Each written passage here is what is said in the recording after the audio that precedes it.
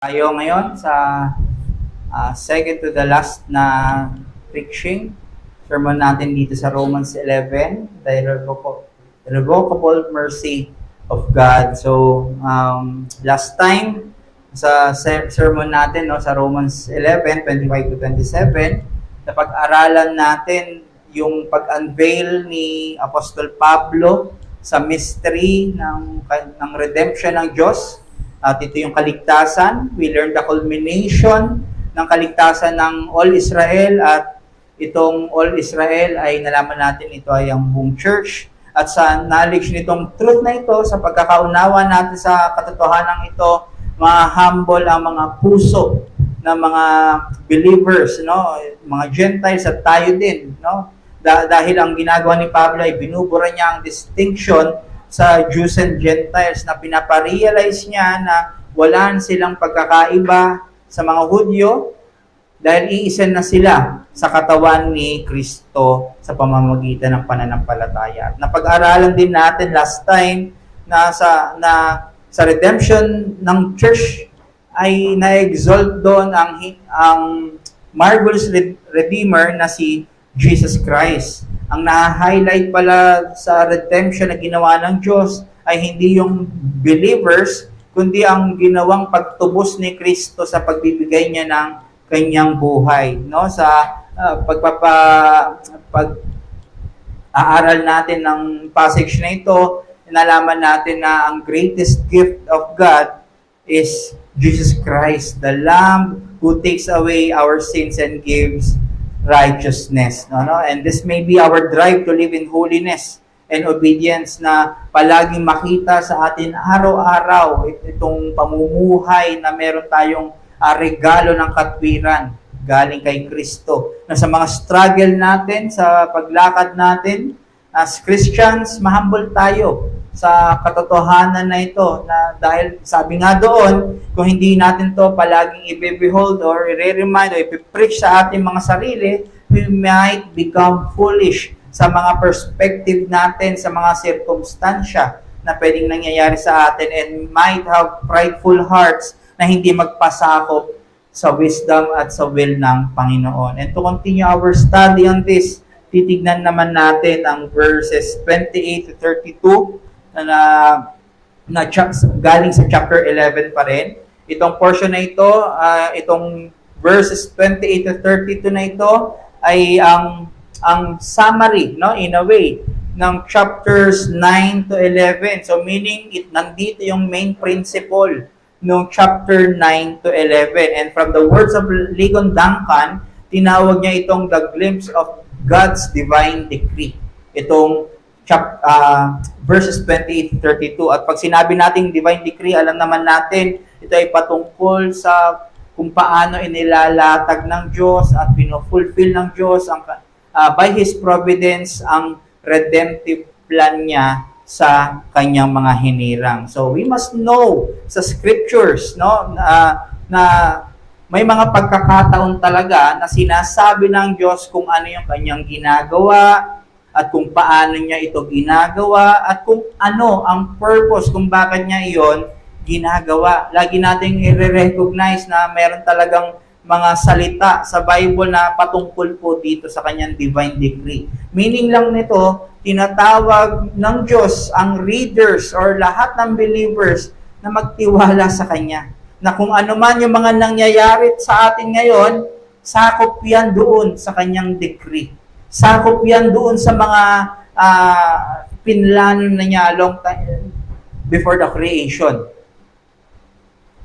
Hindi natin dapat tignan na magulo. Kung magulo man ito sa ating mga isipan, ito ay hindi dahil magulo din sa Diyos. Pero ito ay merong purpose, at ang purpose nga ay for His glory. At huwag umasa sa ating mga sariling pagkakaunawa sa mga sitwasyon. Minsan tayo yung mga nag-define, ganito pala, kaya pala ganito.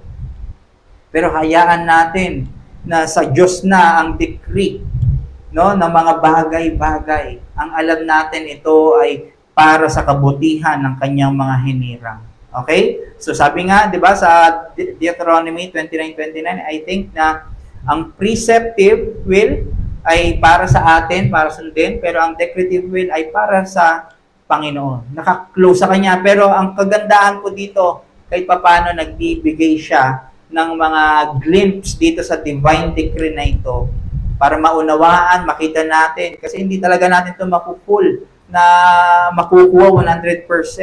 So parang ganito yung sinasabi ng verses 28 to 32, yung passage natin today. Isa ito sa pagpapahayag ng Diyos ng kanyang plano at purpose. Kumbaga, binibigyan tayo ni Paul dito ng behind the scenes dun sa redemptive plan ng Panginoon. Kaya samahan niyo po ako ulit sa pagbasa ng passage natin ngayon sa Romans 11:28 Romans 11 verses 28 to 32.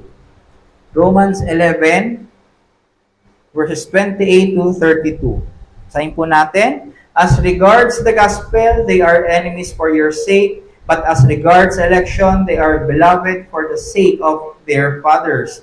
For the gifts and the calling of God are irrevocable. For just as you were at one time disobedient to God, but now have received mercy because of their disobedience, so they who have now been disobedient in order that by the mercy shown to you, they also may now receive mercy. For God has consigned all to disobedience that He may have mercy on all. Heaven and earth will fade away, but His word will remain forever. So let us pray. Humingi po tayo ng gabay sa banal na Espiritu.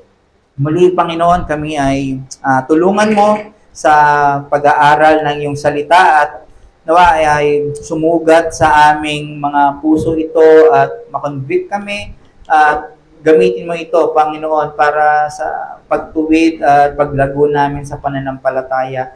Hayaan nyo na ma-reveal ang iyong muka, ang iyong sarili, Panginoon, sa mga katotohanan ng inyong salita na ito, Panginoon, at hindi magdulot ito ng division or confusion, Panginoon. At lalo kaming, as we unfold these truths, Panginoon, ay lagi kaming makasamba sa iyo ng may mababang kalooban at matinding reverence sa kataas-taasan ng inyong pangalan. Maraming salamat muli sa pangalan ng inyong anak na si Jesus.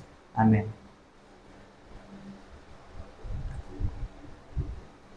Again, ito ay in a way summary ni Paul sa case niya sa tatlong chapters ng chapter 9 to 11. At maganda rin na unawain natin itong chapter 9 to 11 or itong verses 28 to 32 na something na nangyari noong time pa ni Paul. Okay? Kasi maraming mga misconceptions na they view these passages na ito na something na mangyayari pa sa future. Hindi pa ito nangyayari. So, ito nga yung mga kaibigan natin din na dispensationalist. Pero nakikita natin na ito ay nangyari na pala dun pa lang sa time ni Paul at recurring ang pattern ng salvation na ito. Hindi ito something na mangyayari pa lang pero ito na ay nararanasan na natin, no? Kung mapapansin natin, mga kapatid, 3 times binanggit ni Pablo ang word na now. Diba? Makikita nyo, bilugan nyo po kung meron kayong physical na Bible. Bilugan nyo po 3 times na now. Ito ay nasa verse 30 at 31. Pagpapakitang diin at emphasis sa contrast ng status ng Jews at Gentiles nung parehong wala pa sila kay Kristo at ngayong na kay Kristo na sila. So, ginagamit yung now para magkaroon ng contrast sa dating status at ngayong status. At nagpapakita din ito ng diin, itong now na ito ay nagre-refer sa oras, which is nangyari na nung present na yon. Na ngayon, okay? So, parang sinasabi ni Pablo, nung time niya, ito na ay occurring na ngayon. Yung may hardening at pagpasok ng Gentiles at yung pagkakaroon ng pag-stir up sa Jews, nangyayari na yon doon sa panahon ni Pablo. At sa ganong paraan, hanggang pumasok ang kahuli-huli ang elect, no? maliligtas na ang whole number ng church. Okay? So, mapapansin din natin na babanggitin muli ni Pablo itong dito sa passages na ito, ang doctrine of election na pagbibigay niya ng diin na ang Diyos ay soberano, may full control, and at the same time, siya ay may punong-puno ng kahabagan. So, dito natin nakita natin sa chapter 9, soberano ang Panginoon, siya ay kakahabagan niya ang gusto niyang kahabagan at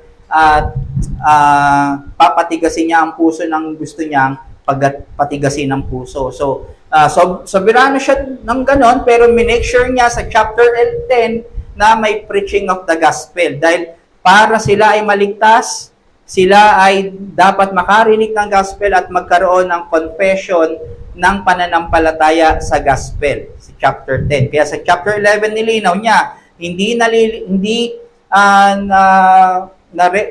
kaya nare-reject ang Israel hindi lang dahil sa kagustuhan ng Diyos, pero dahil they rejected the gospel. So, sovereign ng Panginoon, pero at the same time, mayroon siyang mercy, no, to preach the gospel sa lahat ng race, Jews and Gentiles. Gusto ko rin manotice na 3 times din binanggit ni Paul ang word na for. Yung kanina now, ngayon for, dito sa passages na ito, no?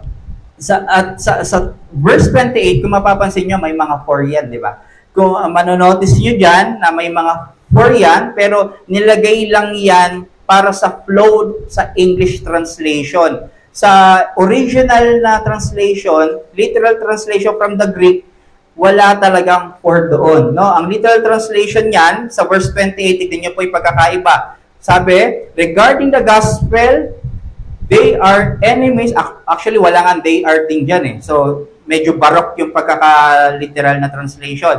Regarding the gospel, enemies on your account, but regarding election, love on account of patriarchs. So, para maging maayos yung flow ng English, nilagyan nila ng for, linagyan din nila ng they are. So ang word na for lang ay makikita lang talaga sa verses 29, 30 at 32. So sa Romans 11:29, sabi na unang-unang word dyan, for the gifts and the calling of God are irrevocable. Yung word na for dito ay sa verse 29 ay pagpapakita ng logical reasoning to support yung idea ng verse 28. Okay? So sinasabi ng verse 29 kung bakit tapat pa rin ang pagmamahal ng Diyos sa Israel sa kabila ng kanilang pagiging kaaway sa Ebanghelyo dahil sa pag-reject nila sa Ebanghelyo. Okay? Sino nila? Yung Israel. Dahil hindi niya binabawi ang kanyang pagtawag at pangako. Nakita niyo po, yun yung reason kung bakit mahal pa rin kasi hindi niya binabawi kung ano yung pangako at yung kanyang pagkakatawag doon sa Israel. So, gusto ko lang yung dito, yung nila, yung they, ito yung pertaining ito doon sa elect. Okay? Yung mga remnants na Israel. So, nakita rin natin sa Romans 11:30, yung for, just as you once were disobedient to God. So, dito naman sa verse 30, pagpapakita ng pagkakaparehas ng Gentiles at Israel in terms sa status and condition. At again, gumamit si Paul ng for dito para sa logical reasoning o pattern ng kaligtasan ng Diyos both sa Jews and Gentiles. So parang sinasabi ni Pablo, kayo, kausap niya, Gentiles, dati swail, dati disobedient, pero nakatanggap ng awa. Sila, pertaining sa Jews, na swail ngayon, pero nakatanggap din ng awa. Okay? So parehas silang nakatanggap ng awa, parehas silang disobedient, parehas silang swail. So meaning, parehas silang kaaway ng Diyos nung una, ngayon parehas na silang pamilya ng Diyos by faith. Okay? So Romans 11:32, for God has consigned all to disobedience. Ito naman yung climactic for, dahil binibigay dito yung ultimate purpose ng reasoning ng Diyos sa lahat ng mga nangyayari. Bakit ba may hardening ng Israel? Okay? Na ang disobedience ng both and Jews and Gentiles ay bahagi ng plano ng Diyos para maipakita ang kanyang awa at habag sa kanilang dalawa, sa dalawang grupo na ito. Para walang magmalaki, walang magdala sa kanilang mga puso sa kataasan, pero magdala sa kanila sa pasasalamat at pagsamba lamang sa Panginoon. So, kailangan natin mapag-aralan at maunawaan ang passages na ito para maitama tayo, mga kapatid, at maitawid tayo kung tayo ay nagiging prideful na sa ating kaligtasan. Minsan nawawala yung compassion na natin sa mga non-believers, sa mga hindi mananampalataya, minsan sa Hudyo. Di ba, nakikita natin yung Hudyo ngayon, yung mga sa Israel and sa Iran. Very trending ngayon. Pero parang wala tayong compassion sa nangyayari. Matigas yung kanilang puso ngayon. Na-appreciate po ba natin? Dahil matigas yung kanilang puso, nakapasok ang Gentiles. Nakapasok tayo. Kung hindi pinatigas ng Panginoon yung kanilang mga puso, passively, hindi makakarating ang Ebanghelyo sa atin. Ang ganda ng plano ng Panginoon at very full of wisdom. At patuloy na may baba tayo sa pagkilala sa habag ng Diyos. Dahil alam natin, maraming ginagamit yung mercy ng Diyos as their excuse or lisensya para mag-commit ng kasalanan. Ay, mahabagin naman, maawain naman ng Diyos. Pag lumapit ako sa Kanya, tatanggapin niya naman ako. So, minsan, nagiging excuse na natin yon. Pero mali pala. Dinadala pala tayo na mas lalo natin makilala yung habag at awa ng Diyos. Kaya tayo naging Kristiyano. Ma-appreciate natin ito. Kaya from these passages, we will draw our 2 points, mga kapatid. Una, God does not withhold His mercy from the disobedient Jews and Gentiles. Pangalawa, God will not revoke His calling and gifts to His beloved Jews and Gentiles. Okay? So una, God does not withhold His mercy from the disobedient Jews and Gentiles. Hindi pinagkakait ng Diyos ang kanyang awa sa mga masuwaying Hudyo at Gentil. This means God's mercy is given to both disobedient Jews and Gentiles with no distinction. Hindi mas mataas ang Hudyo, hindi mas mataas ang Gentiles. Parehas na quality ng mercy, full of mercy ang ibinigay ng Diyos sa kanilang dalawa. So no one can boast, for it is all by His mercy. Lahat ay kinahabagan lang. No one can claim moral or spiritual superiority na mas magaling kami, kaya kami ay naligtas ng Panginoon. No one can be arrogant kung ano yung kanilang hinahawakang gospel ngayon. Dahil nahawakan lang nila yan dahil lang sa awa ng Diyos. Pinapakita sa atin na God shows no partiality to both races. Babae man o lalaki, mahirap man o hindi, matalino man o hindi, mayaman man o hindi, walang partiality sa Diyos. Again, nasa isip pa rin ni Paul kung paano tignan ng Gentiles ang Jews at ganoon din ng Jews ang Gentiles. So again, sila ay nagmamataas sa kanilang mga sarili. Dahil sa kanilang pagkakaligtas. Di ba nga, ang Gentile sabi, parang sinasabi ng Gentile sa Jews, inalis na kayo ng Diyos at kami na ang ipinalit sa inyo. Tapos na ang Diyos sa inyo. Kaya sabi ni Paul sa verse 28, as regards the gospel, they are enemies for your sake. Na-recognize dito ni Paul na as far as the gospel is concerned, they are enemies naman talaga. I need you to notice na ang word na enemies dito, mga kapatid, ay hindi yung active na inaaway-away sila ng Diyos. Pero ito'y passive na pagpapakita na tinrato silang kaaway ng Diyos dahil they rejected the gospel. Kaya sila ay enemy ng Diyos, they rejected the gospel. So parang sinasabi ni Paul dito, yes, sila nga ay kaaway ng Diyos dahil they rejected the gospel. Pero yung pagiging kaaway nila, dahil sa rejection nila sa gospel, ay para sa advantage nyo, Gentiles. Dahil nabuksan ang gospel sa inyo, na i-preach ang gospel sa inyo, kaya nagkaroon kayo ng pag-asa ng kaligtasan nung nireject nila ang gospel. So maliwanag na, again, muling nire-remind ni Paul sila doon sa pino-point out niya sa chapter 11. Through yung earlier part ng chapter 11 na para sa kanila, yung nangyari na iyon. Yung hardening ng Jews para sa Gentiles. Dahil hindi sa kung ano ang meron sila. Kaya sila inilagay sa olive tree, ginwrap sa olive tree. Pero dahil lang naawa at pinulot lang sila ng Diyos at inilagay sa olive tree. Then sabi sa verse 28b, but as regards election, they are beloved for the sake of their forefathers. Again, binabalik ni Paul sa Gentiles na ang Jews ay holder ng promise na ibinigay kay Abraham. In short, parang sinasabi ni Paul sa mga Gentiles muli, enemies sila ng Diyos dahil ni-reject nila ang gospel, pero sila pa rin ay beloved dahil sila ay kasama sa pinili ng Diyos para makareceive ng mercy. So again, sino yung sila? Hindi ito buong Israel or lahat ng Jews, pero ito ay mga remnant. So nakita natin kung paano tignan ng Diyos ang mga elect na Israelites or elect na Jews na sumusuway sa gospel. Hindi naman automatic meron na silang faith sa gospel.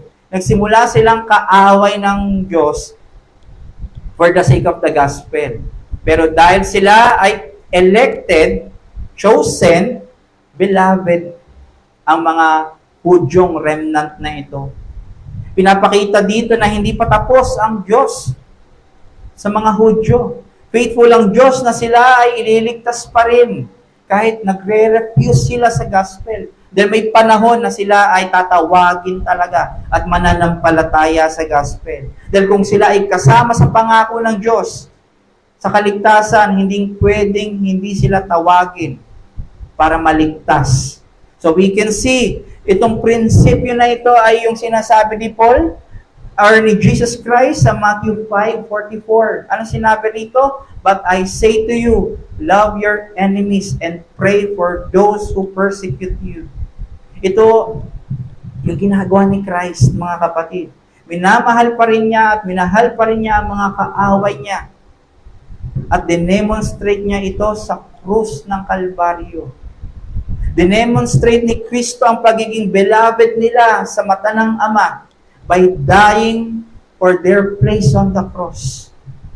Inako niya ang kasalanan ng mga kaaway ng Diyos na to the point na naging curse siya para lang matubos sila sa kasalanan. So, ang ginagawa ni Pablo dito ay na-highlight niya kung paano tignan ng Diyos ang mga Hudyong ito at ang mga wala pang pananampalataya kay Kristo. Na though sila ay kaaway pa ngayon ng Diyos, dahil sila ay nasa labas ni Kristo, kayang-kayang baliktarin ng Diyos ang status nila sa pamamagitan ng gospel. Nandi pa tapos ang Diyos sa mga unbelievers. May marami tayong kilala na unbelievers. Kaya hindi tayo pwedeng magmalaki na sila hindi Christian, tayo Christian. Alam natin katotohanan sila hindi. Darating yung panahon, sila ay tatawagin din kung sila ay kasama sa pinili ng Panginoon. Kaya nga dito sa verse 30 to 31, mas ipo-point out pa ni Pablo yung madilim na katotohanan na lahat ay disobedient sa Diyos. For just as you, Gentiles, were at one time disobedient to God, but now have received mercy because of their disobedience, so they, yung mga Hudyo, to have now been disobedient in order that by the mercy shown to you, they also may now receive mercy. So meaning all believers were once disobedient to God. All are enemies of God. All are rebels sa kanyang kalooban. At ito ang pinapoint out ni Pablo. No, kung pantay kayo ngayon na nakakuha kayo ng habag, pantay din kayo dati, nakaaway lamang kayo. Saan ba kayo galing? Sa pagiging kaaway lang, object ng wrath ng Panginoon. They are all objects of wrath, walang deserving, walang worthy na mailigtas, na piliin ng Panginoon. Nangyari lang ang kaligtasan dahil sa mabuting kalooban ng Diyos. Tinuturing na sila ngayon as family ng Diyos dahil lamang sa awa, sa habag. And to think, hindi naman obligasyon. Dito maraming nagkakaroon ng pagkakamali. Ang akala nila obligasyon ng Diyos, dahil kinreate niya ang tao, obligasyon ng Diyos na i-nurture niya ang tao at iligtas ang tao. Hindi po. Hindi obligasyon ng Diyos na iligtas ang tao. Pero pinili pa rin niyang gawin ito. Napalayain ang mga nasa puluhan ng sumpa at kamatayan dahil sa kasalanan. Kaya sabi sa verse 32, tingnan niyo po, "For God has consigned all to disobedience that He may have mercy on all." Meaning, ang purpose ng disobedience, parang itinali ng Diyos ang lahat ng tao sa pagsuway. Hindi para kulungin at pahirapan, pero para ma-display ang lahat, sa lahat, ang kanyang mercy. At maibigay niya ito sa lahat ng lalapit sa kanya dahil sa kanilang disobedience. Meron bang pwede magmalaki? Wala. Lahat ay nakapulupot doon sa kanilang disobedience. At kung ang Diyos ang nagpulupot sa kanila, naglock sa kanila doon, nasa Kanya rin ang susi para sila ay makalagan. At sino ang susi na to? Si Jesus Christ. Siya ang source ng salvation. So ang punto, through the disobedience of all, God is displaying His abundant mercy through Jesus Christ. At paano ipinakita ng ang habag ng Diyos sa mga disobedient? Si Kristo. Christ came to be obedient and earn righteousness on our behalf. Parang yung kaninang Sabbath school natin. Si Kristo ay pumunta para maging obedient or sumunod. Pagtrabahuan yung katwiran na dapat tayo ay nagtatrabaho. Pinagtrabahuan niya ito para mailipat sa atin. Maibigay niya sa atin through faith. Kaya nga sa Hebrews 2:14-16, yung binasa kanina, si Kristo ay pumunta at naging tao talaga, mga kapatid. May laman, may dugo na katulad natin. Hindi siya nag-incarnate para lang magpakita na totoo siya. Hindi lang siya ganon. Pero para makibahagi sa buhay at kondisyon, experiences natin. Nagutom siya, nanghina siya, nagkasakit siya, nagkasugat siya, nahirapan siya. Yung hindi natin magawang pagsunod sa Diyos, siya ang gumawa. Siya ay tinempt ni Satan. Pero hindi siya nag-commit ng pagkakasala. At yung na-earn niya na yon, na pag-overcome sa temptation na yon, ay mapunta sa atin. Na as if tayo yung hindi na-tempt ni Satan. Nakita niyo po, yung ginawa ni Kristo. At lahat lang yun ay dahil awa sa'yo. Again, wala siyang obligasyon sa atin. Walang obligasyon na kahit sino sa atin. Si Jesus ay pumayag na mamatay. Hindi dahil mahina siya. At hindi dahil hindi niya kayang ipagtanggol yung kanyang sarili. Na martir siya o wala lang siyang influensya sa labas. Pero dahil sa pamamagitan ng kanyang kamatayan, matatalo niya yung kapangyarihan ni Satan. Dahil sa kamatayan niya sa krus, mawawasak niya ang sumpang kamatayan. Dahil sa kasalanan, dahil sa kamatayan ni Kristo, may kalayaan na tayo sa takot sa kamatayan. Dahil nga sa kasalanan, natakot na tayo. mamatay eh. Kaya nga sa Hebrews 2:16, sabi, hindi ang mga anghel ang tutulungan ni Kristo. Ang mga tutulungan niya ay mga taong anak ni Abraham. Galatians 3, ang tunay na Israel. May pananampalataya kay Kristo at ito ang church. Hebrews 2:17, therefore, he had to be made like his brothers in every respect, sa lahat ng aspeto, so that he might become a merciful and faithful high priest in the service of God to make propitiation for the sins of the people. Nakita niyo po, yung pagiging priest niya, hindi lang para magawa yung kanyang obligasyon, pero punong-puno ng habag yung pagiging priest niya.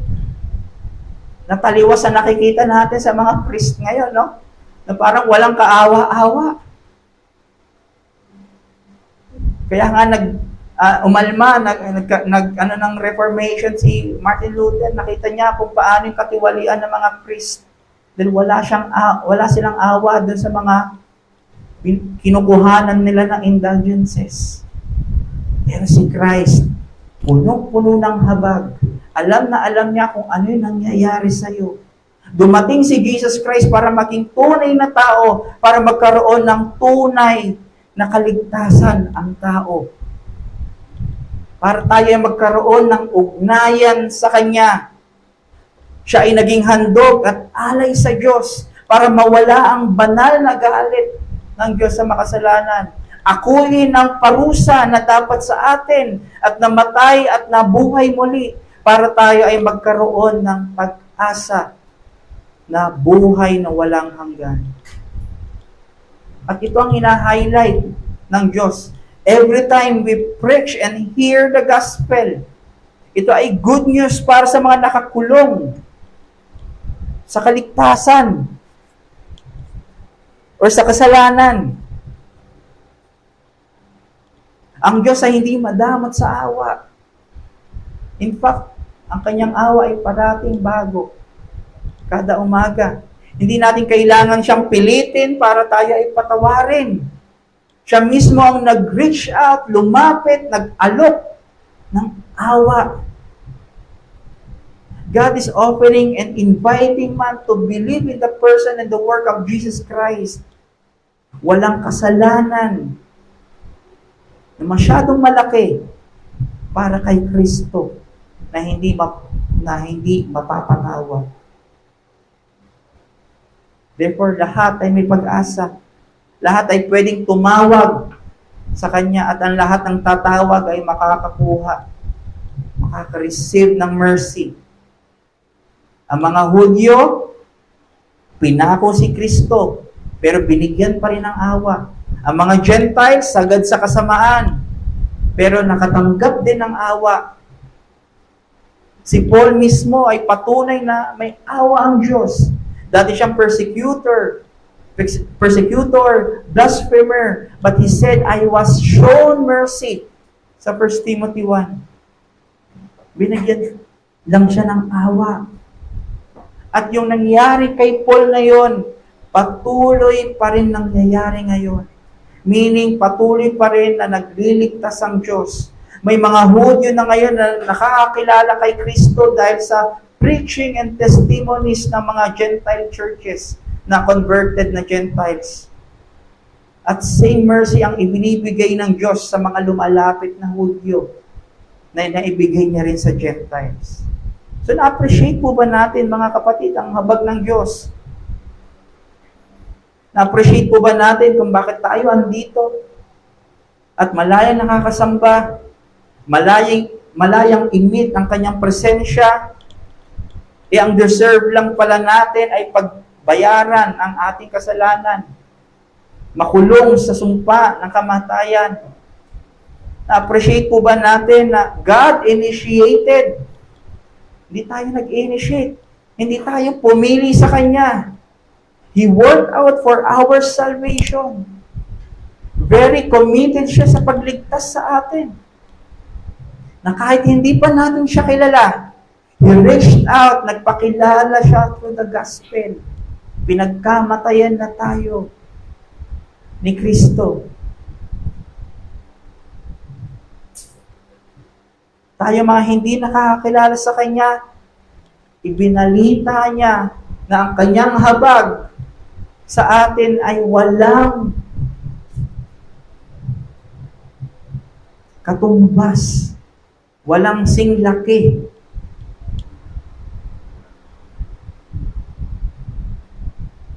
Ang good news niya ay meron siyang habag sa ating mga walang pag-asang makasalanan. Kaya mga kapatid, sinasabi sa atin ngayon na walang puwang sa Diyos ang pride at superiority natin sa iba.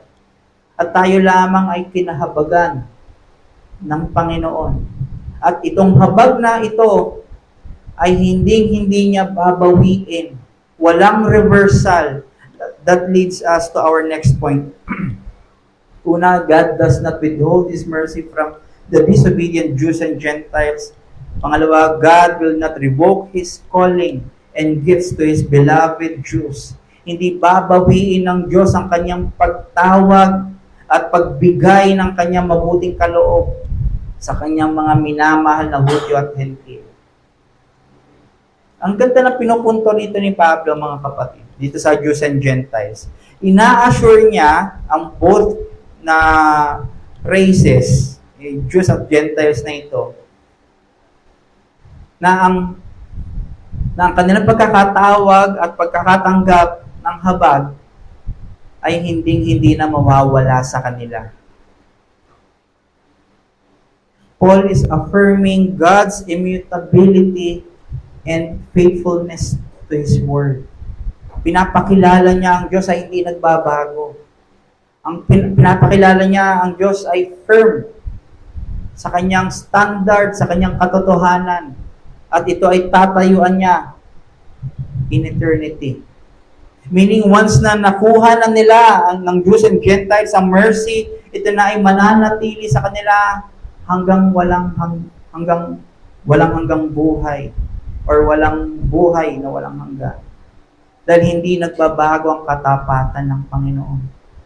Sabi sa verse 29, for the gifts and the calling of God are irrevocable. Ano tong mga gifts na ito? Ano ba yung mga calling na ito? Ito yung every spiritual gifts na binistow ng Diyos through Christ sa sinasabi sa Ephesians 1. Dahil ang ground of our assurance ay si Kristo. At sealed tayo sa banal na spirito. Ito rin ay referring sa gospel blessings na sinasabi sa Romans 8:29-30. Kaya tinawag ito na golden chain of salvation. Hindi ito mapuputol. Hindi ito mawawala at mawawasak, masisira. In short, hindi na niya babawiin ang election nila. Hindi na babawiin ng Diyos ang justification nila, ang sanctification nila, at ang kanilang glorification in the future. In short, once na sila ay redeemed by the blood of Jesus Christ at nakatanggap ng robe ng righteousness ni Jesus Christ, mananatiling sa kanila na iyon. Bakit kaya? Dahil ang Diyos, mga kapatid, ay hindi katulad ng tao na nagpe-fail. Sabi sa Numbers 23:19, God is not man that He should lie, or a son of man that He should change His mind. Has He said, and will He not do it? Or He has spoken, and will He not fulfill it? Meaning, ang tao, mangangako pero hindi tutupad. Pero ang Diyos, firm, unchanging, ang kanyang isipan and will not revoke even a single iota of His promises. Wala siyang babaguhin doon. Ang tao, pabago-bago ang isip, maraming options, double-minded, unstable, inconsistent, sa puso at isip, divided, hypocrite. Ito ang tao. Pero ang Diyos, iisa lang ang kalooban niya. Iisa lang ang will niya at ito ay mabuti. Iisa lang ang aim niya at objective niya. At ito ay dalhin tayo sa glory niya para sa kapurihan niya. And that's it. Kaya kung ano man ang circumstansya natin ngayon, isa lang ang papatunguhan natin. Ito ay para sa glory niya at kapurihan niya. Ang tao ay nagsisinungaling. Di sincere ang tao sa mga pangako niya. Dahil ang kanyang basihan ay kung meron ba siyang magiging dito, may kapalit ba dito. Pero sa Diyos, ang lumalabas lang ay ang katotohanan. Pag nagsabi siya, ito ay para sa kanyang kapurihan. Hindi para siya ay sumikat, pero para mag-glorify ang kanyang pangalan. At nakita natin ito, na hindi siya nagdadalawang isip kung ano ang pangako niya noong pa lang sa Garden of Eden, tinupad niya ito sa pagpapadala kay Jesus Christ. Ilang taon yun. Pero nanatili pa rin tapat ang Panginoon. His words and promises will endure forever. Ito yung sinasabi natin, ang kanyang salita ay hindi masisira. God will never fail His church, for His covenant love endures forever. Nakita po ba natin? Hindi niya tayo bibigoin. Hindi niya tayo iiwan. Hindi niya tayo papaasahin sa mga pangako niya. Na sinabi niyang siya ay kasama natin till the end of time. Kasama talaga natin siya till the end of time. Anong sabi niya sa Psalms 89:33-34? But I will not remove from him my steadfast love or be forced to my faithfulness. I will not violate my covenant or alter the word that went forth from my lips. Mananatili siyang tapat sa kanyang mga salita. Sinasabihan niya dito yung mga Israelites, yung bayan ng Israel. Yung promise niya ay i-build sila ng Diyos. Ang promise niya ay palalaguin sila ng Diyos.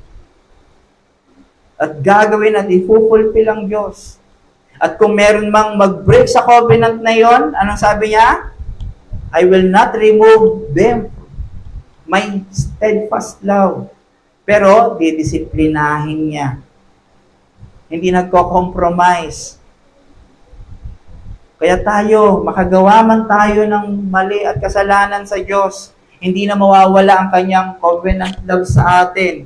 Pero magmamanifest ito sa disiplina sa bawat isa, sa pagtutuwid sa bawat isa.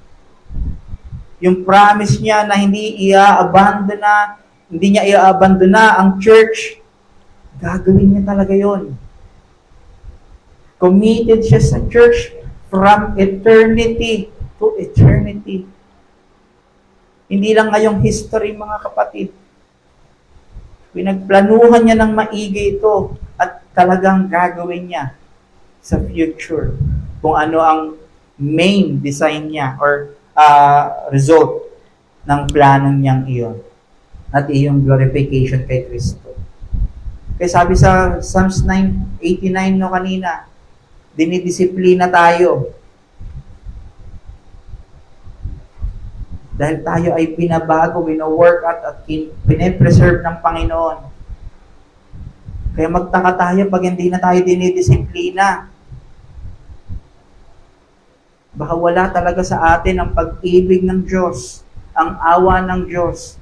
Kasi yung mga hindi nakatanggap ng awa ng Diyos, anong ginawa niya sa mga hardened Israel? Pinabayaan niya lang sa kanilang kagustuhan. Kaya hanggat tayo ay convicted sa ating mga kasalanan, hindi tayo hardened sa ating pagkakasala, wala tayong pleasure, no? Hindi tayo nakakakuha ng pleasure sa ating pagkakasala at may battle pa rin within, ay working out ang Panginoon sa atin. Dahil ito yung pagkakatawag niya sa atin. Hindi lang tayo para i-redeem, pero para i-transform at i-glorify sa eternity future. And this also means na si Jesus Christ will never ceases to to be the object of our salvation. Sabi niya ni Christ sa John 10:28 to 29, I give them eternal life, and they will never perish, and no one will snatch them out of my hand. Para lang ba to sa mga Hudyo? Sa lahat. Para sa lahat ng mananampalataya sa Kanya. Si Jesus ay nangako ng eternal security para sa lahat ng tunay na nasa Kanya. Meaning, hindi na mawawala yung regalo ng buhay na walang hanggan. Huwag po natin tignan na itong buhay na walang hanggan na ito ay isang reward na pwedeng bawiin pag nagkamali tayo. Hindi po ganun ang Diyos. Yung pangako niya ay nakabase sa kabaitan, kabutihan, katapatan ni Kristo. Hindi sa performance natin. Kasi talaga tayo ay may mga indwelling sins.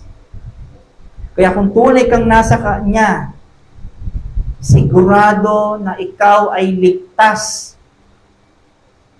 Ligtas ka ngayon, ligtas ka mamaya, ligtas ka pa rin bukas, ligtas ka pa rin hanggang sa dulo ng walang hanggan. And this also means irrevocable sa solution na ang cure ng sin ay si Kristo. Hindi siya mapapalitan ng ibang paraan, method, katulad ng mabubuting gawa. Hindi ito pwedeng baguhin. Hindi na ito pwedeng dagdagan. Si Christ lang itinalaga na tagapagligtas mula pa ng una at siya ang sagot sa kasalanan magpakailanman. At sa buong redemptive history sa Bible, siya lang lagi yung tinuturo. Lahat ng prophecies sa Old Testament, ito ay laging pagturo sa parating na si Kristo. Sa kanyang incarnation, sa kanyang crucifixion at resurrection sa New Testament. So this means God's eternal gift is His eternal Son to fulfill the eternal purpose that makes this irrevocable. Hindi na to mabawala, masisira, mawawasak. Kaya itong passages na ito ay nagbibigay sa atin ng assurance dahil tapat ang Diyos.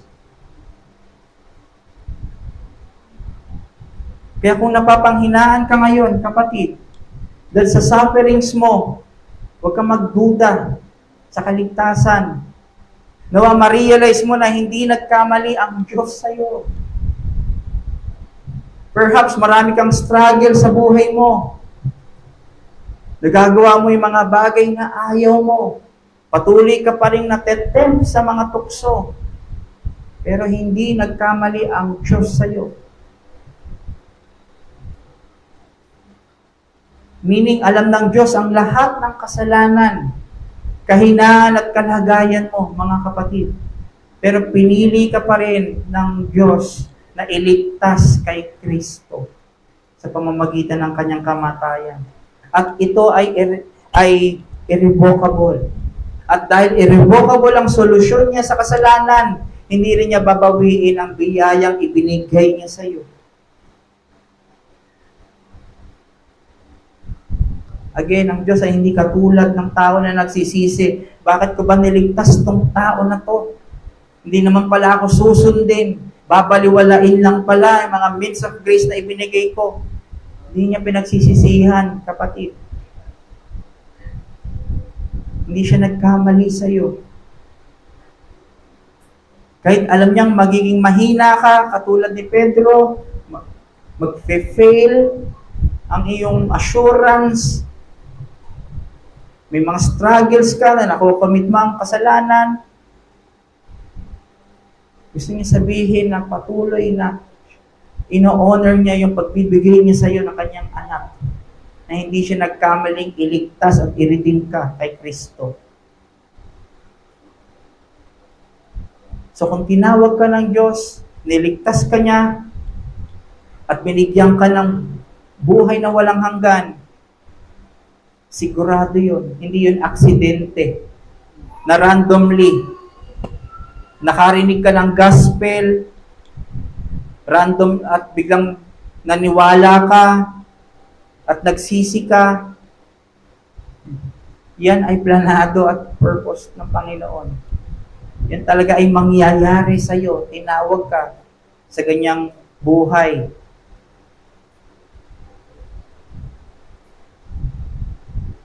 Nakita po ba natin si Kristo? Yung mercy ng Diyos kay Kristo na nakadisplay sa krus? Habang tinitignan ng ating mga kasalanan, yun ang purpose ng Diyos sa iyo, kapatid. Kaya wag mong isipin na pag ikaw ay nanghihina ngayon, nagsisisi na yata ang Diyos na ba't pa ako niligtas? Wala na yata akong pag-asang mabago. Wala na yata akong pag-asang maging banal sa Diyos. Pero hindi po. Ganyan ka-personal at ka-intentional ang Diyos sa pagtutuwid sa iyo. Na kahit anong mga bagay na hindi lantad, nako-convict ka. Ibig sabihin, nare-recognize mo na ginagawa mo yung hindi mo dapat gawin na katulad ng sinabi ni Pablo sa Romans 7. Ibig sabihin, kino-convict ka niya sa lahat ng mga bagay.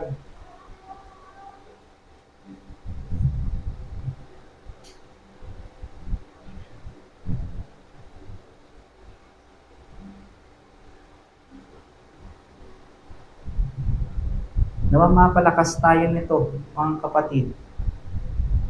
Hindi nakabase sa kung ano yung sitwasyon natin, kung gaano katindi ang mercy ng Diyos.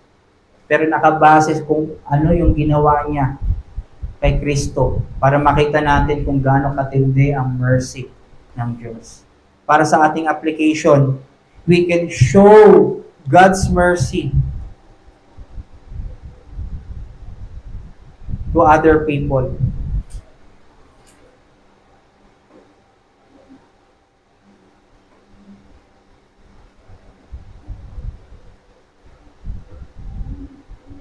We can show God's mercy to the people who hurt us. Sa mga kaaway natin, mga nag-reject sa atin, nag-despise sa atin, nag-fail sa atin, we can show them God's mercy through forgiveness.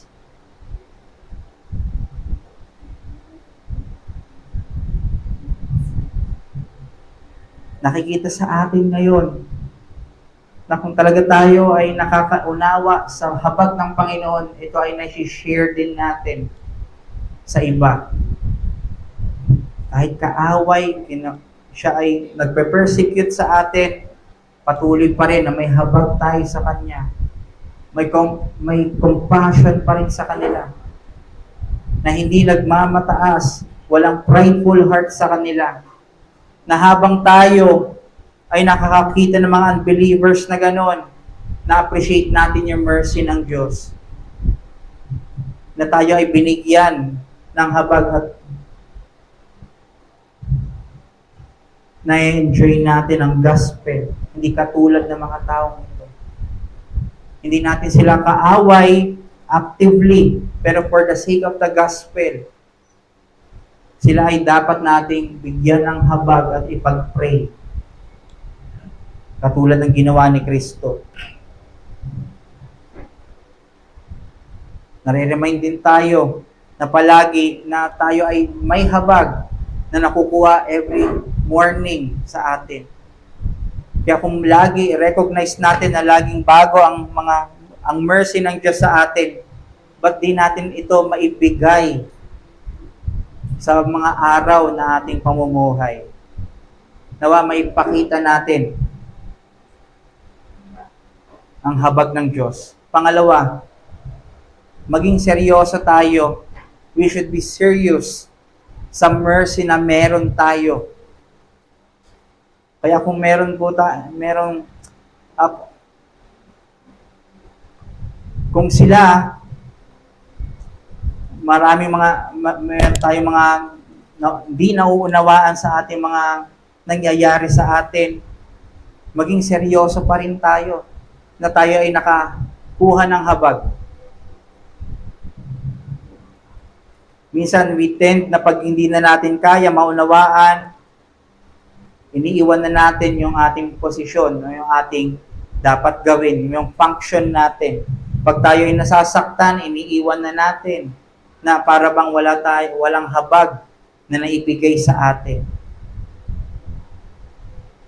Maging seryoso po tayo. Dahil seryoso ang Panginoon. Hindi siya nagkamali. Kung malayo ang bahay mo sa church, hindi siya nagkamali kung may kinuha siya sa'yo. Hindi siya nagkamali kung bakit ganyan ang setup ng trabaho mo. Hindi siya nagkamali na bakit meron tayong mga gantong sakit na nararamdaman, nararanasan. Hindi siya nagkamali na tayo ay may kakulangan, kapos. Minsan naiisip natin na gano'n, na kung ganito sana ang ginawa ng Diyos, mas makakapag-serve ako ng tama sa Kanya. Naranasan niyo ba yun? Kung ganito sana, kung malapit lang sana yung bahay ko, kung kumpleto sana yung pamilya ko, kung meron sana akong maraming resources, makakapag-serve ako ng maigi sa church. Hindi po. Hindi nagkamali kung anong status natin ngayon, posisyon natin ngayon. Hindi siya nagkamali na iba yung routine mo or yung schedule mo sa trabaho. Yan ay ibinigay sa'yo para maging good steward ka dyan at may advance ang gospel gamit yung posisyon na yan at karanasan na yan. Kaya tayo ay maging seryoso. Kailan tayo inisip natin, magiging seryoso na lang ako pag ganito na. May ibinigay na sa akin ng Diyos. Hindi po. Tinatawag na tayo ng Panginoon, kinahabagan na tayo. So we have to give our labor to Him seriously. Maging seryoso po tayo. Maging committed po tayo. Maging confident po tayo sa ating mga pagmi-minister. At nawa ay mag-glorify ang Panginoon. Sa gantong paraan, di natin nakikita, dito pala niya sinasanctify ang church. Dito pala niya hinuhubog ang church. Hindi sa karangyaan or hindi sa success, pero sa trials.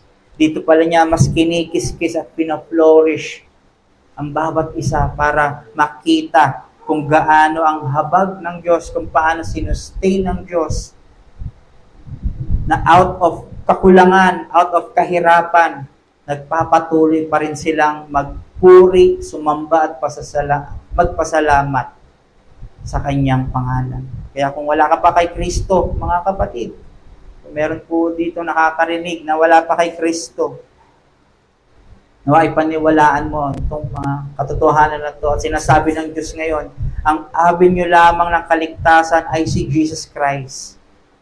Magsisi ka sa kasalanan mo at yan ay magdadala sa eternal destruction, mga kapatid.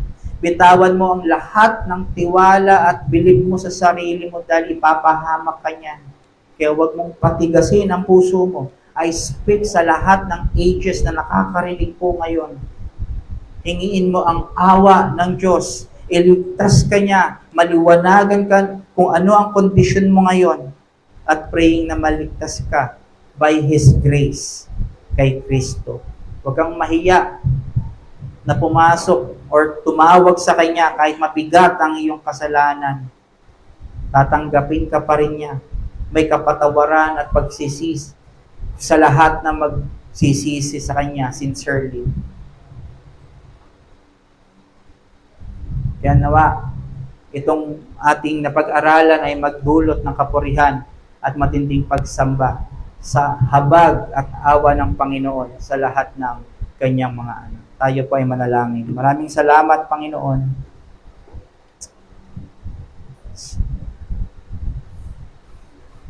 Nawa, tulungan mo kami na may apply po ang iyong salita sa aming buhay. Tulungan niyo po kami, Panginoon,